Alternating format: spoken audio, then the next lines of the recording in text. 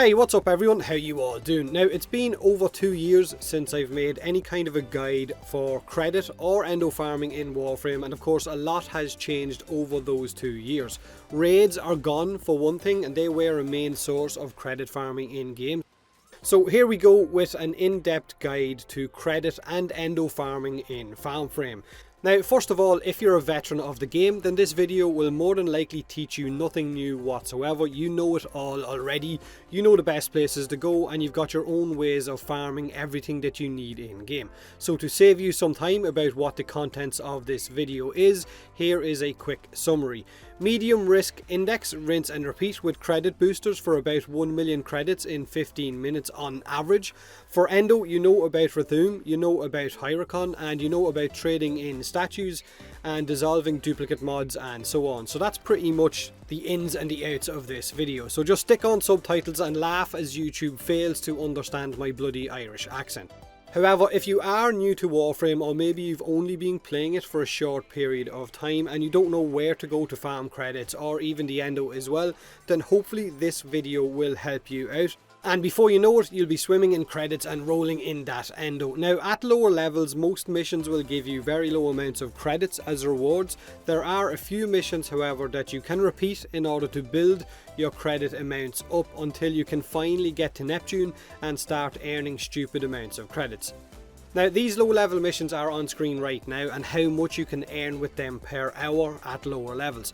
Spreadsheet Dave, one of my mods, ran these missions over and over again in order to get the average time and credits per hour for the purpose of this video. Fucking nerd, but it's greatly appreciated. Now, any of these missions or even in-game alerts or dark sector mission types on any planet can help greatly with your credit amount until eventually, like I said, you get to Neptune, because on Neptune is the index game mode where you can earn hundreds of thousands of credits for basically 5 minutes work. Also, selling Oberon parts, because you do pick up a lot of those throughout the star chart, you can then sell those in because you don't need those Oberon parts if you've already built them, and you can get a nice tidy amount of credits from that as well. Now, I don't think I need to go into too much detail about the index game mode, but let me just break it down really quickly and I guess really basically as well. The index game mode is an arena styled match with you and your team against a group of corpus enemies. You can run it solo with AI teammates or with friends or clanmates or even with randoms, but be careful with randoms. You gamble your own credits at the mission select screen in an attempt to win back a large profit. There is a low, a medium and a high risk mission choice. Each one has a different point score that you need to reach in order to win that match and get your profit payout. 50 points is the score for low risk, 70 points for medium risk and 100 points for high risk. Fail to reach any of these scores and you won't get that profit even if you win. Lose and your gambled credits of course are gone. When playing this mission type, killing enemies will have them drop index points that you can pick up and hand in to score towards your final index score. The index points are the green discs that you see rotating around my Warframe in the footage. Carrying more points will reduce your Warframe's health and make it easier for enemies to kill you, and of course then pick up the points that you were just carrying. For every 5 points that you carry, you will gain 2 bonus points when you hand them in.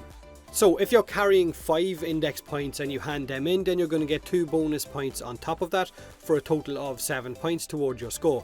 If you're carrying say 10 points and you hand them in, then you're going to get 4 bonus points on top of that as well, and so on and so on. But this caps out at 20 points. So if you're carrying 20 points, then you will score a bonus of 10 on top of that for a total of 30. So it's basically ideal, I think, right now to carry a maximum of 15 because your health isn't going to be too low and you're not just going to get one shot. Now, handing in your index points will increase your match timer as well, so make sure and hand them in as often as possible. Public matches fail a lot because random players forget to hand in their index points and run around with the points rotating around them, and next thing you know the timer counts down and you fail the mission. You're there to earn credits after all, not lose them. So the choice you need to make, I guess, when running the index mode is whether or not you want to run the medium risk index or the high risk index. Forget all about the low risk one, it's really not worth it. Now, most veterans will run the medium risk index simply because it's a faster mission for a sizable profit gain. You risk 40,000 of your own credits for a possible 175,000 credit return, which gives you about 330,000 credits for 5 minutes work with a booster, or 660,000 30,000 in about 10 minutes, or just under 1 million credits in 15 minutes work. If you haven't got a booster, however, of course just half those amounts, so instead of 330,000 you're just going to get to 175. Now you can ramp up your credits in no time whatsoever this way, and get to the stage that most veterans are right now in Warframe, which is never having to worry about credits at all, ever. And for whatever reason, if you do choose to run the high risk index with a booster, you can get about 500,000 per match, and each match will take between 7 to 9 minutes depending on how fast you can kill those enemies, which still gives you about 1 million credits for 15 minutes work. It's just that the medium index is a lot easier and more efficient.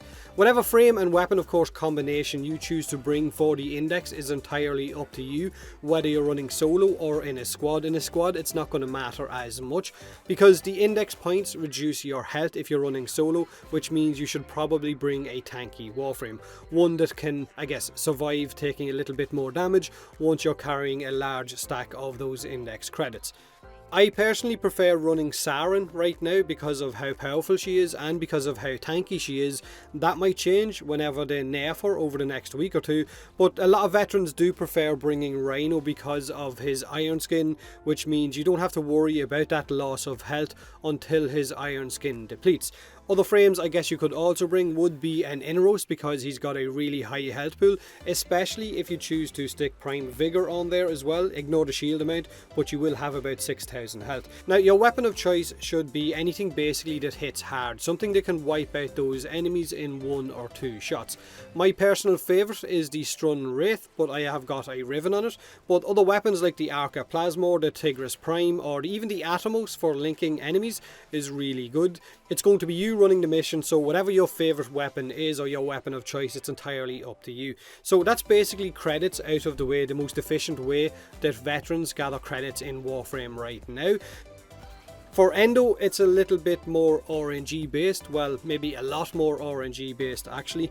For low level players, Endo can't really be effectively farmed unless you're dissolving duplicate mods or handing in Ayatan statues complete with stars, or even the stars on their own I guess. At higher levels it's all about repeating 2 different missions over and over, and both are heavily RNG based. Well, it's not all about just these 2 missions, there are different ways you can get Endo as well, but these I guess are the most effective way of constantly farming it. Hyricon on Pluto is a dark sector excavation mission that will reward Endo at the end of an A rotation, so it has a 25% chance to reward 400 Endo on each A rotation. So you stay in for 2 rotations, then leave and rinse and repeat, since Warframe's rotations go A, B, C. So you stay in for those double A's, and then you leave and then you jump back in. One of the most effective ways to farm Endo, however, right now is with a Desecrate Necros and a slash based weapon on the Rathum arena mission called Vodyanoi. But again, it's heavily RNG based, and you're hoping that enemies will drop those Endo globes for Desecrate to dig you up a little bit extra. Now when farming Endo on Rathum, I found it to be much more effective when running in a squad with more than 1 Necros. Solo it wasn't as effective, I didn't get as much Endo, but maybe I was just having really bad RNG. However, Rathum is enjoyable to play as well.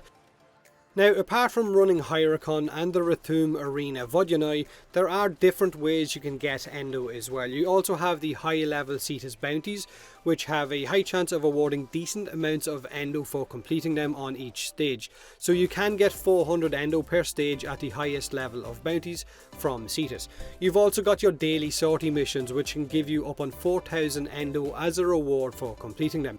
So to break it all down, the best ways to get Endo in Warframe right now: you can farm Hyricon in and out for rotation A's, you can run the Cetus bounties and hopefully get Endo as a reward on some of those stages, you can dissolve duplicate mods, you can hand in those Ayatan statues to Maru, who also has a weekly quest for those statues as well. You can play the high level Rathum missions on Sedna on repeat with a frame like Necros, Hydroid or even Nidus to try and get as much Endo as possible. And I guess you could also hand in some of the Ayatan stars to Maru on their own if you're a little bit stuck for Endo. I would personally prefer if they were handed in attached to the statues for more Endo, but again, entirely up to you. Now that's pretty much it, I think, unless I've left something out in terms of how you go about effectively farming credits and Endo in Warframe. Feel free to share your effective farming methods in the comment section below for new players to see, help them out as much as possible. Do me a huge favour and hit that like button if you enjoyed the video, or don't if you didn't. Subscribe for more Warframe, and as always, thanks very much for watching.